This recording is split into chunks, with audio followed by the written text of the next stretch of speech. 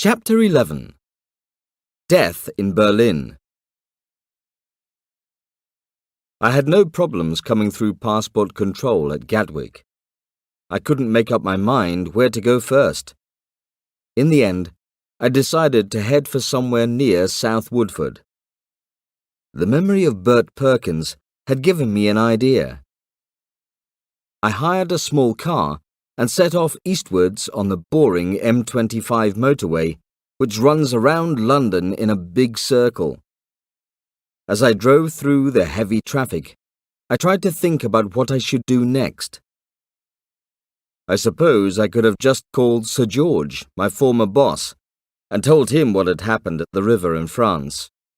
But that didn't seem like a very sensible thing to do. If Sir George already knew about the plan to kill me, I would be in greater danger. If Sir George didn't know about it, I would be drawing unnecessary attention to myself. Sir George. Maybe later, but not now. I even thought about breaking into Hugo Strang's flat and beating the truth out of him. I was sure that Strang was involved somehow, though I could not work out how or why. But if I broke in and beat up Strang, they would know I was back in England. Anyway, what good would it do? I decided to deal with Strang later too. The only person I could really trust was Bert Perkins. We had always got along well in the old days, Bert and me.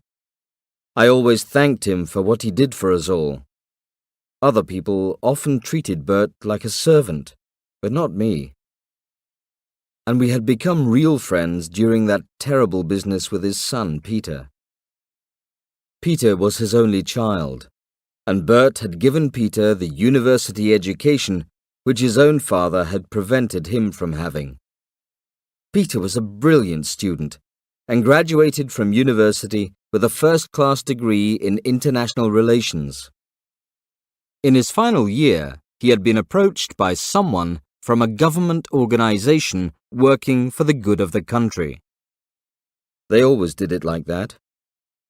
I always thought that employing Peter was a bit peculiar, though. MI6 didn't normally employ members of the same family. But of course, Peter had no idea what his father's real job was. Bert never spoke about his work at home. Someone, somewhere, must have known who Peter was, and who his father was too. Yet Peter had been approached, and he accepted the job. His first job was in Berlin, where Hugo Strang was the MI6 bureau chief.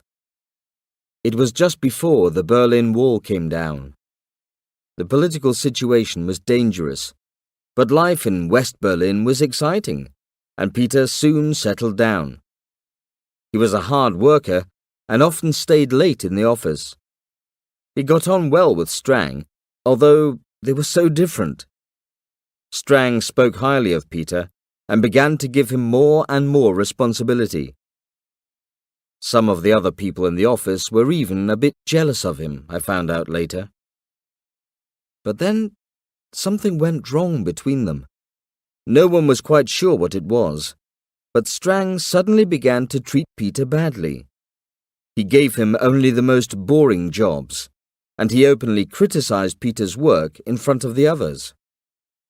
It was soon after this that Strang gave Peter a particularly difficult and dangerous operation.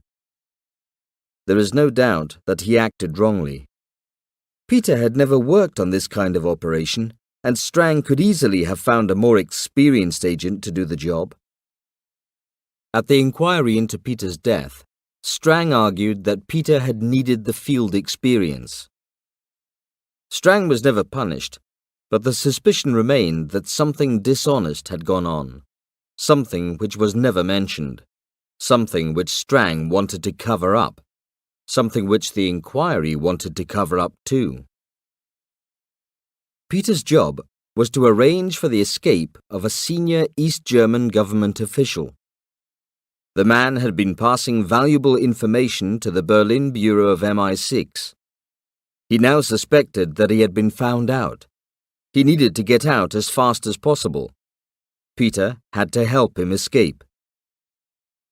Peter made arrangements for false papers and a car, but their car was stopped well before the checkpoint between East and West Germany.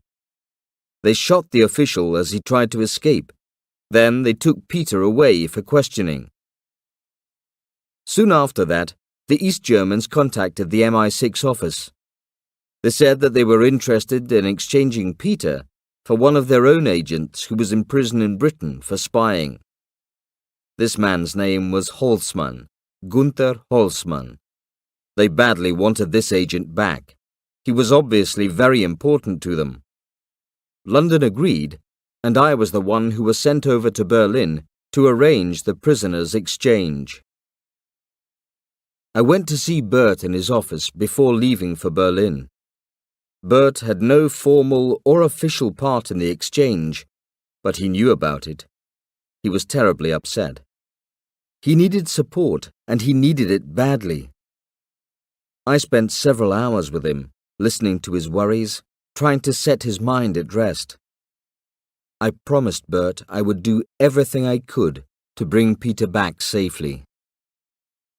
But when I arrived in Berlin, there was a surprise waiting for me. My East German contact called me to say that the exchange was off. I spent over a week trying to find out why the East Germans had changed their minds and trying to find out what had happened to Peter. I got the answers to my questions in a dark and dirty bar in Tangled, a suburb of Berlin. I had arranged to meet Kurt Klassens there.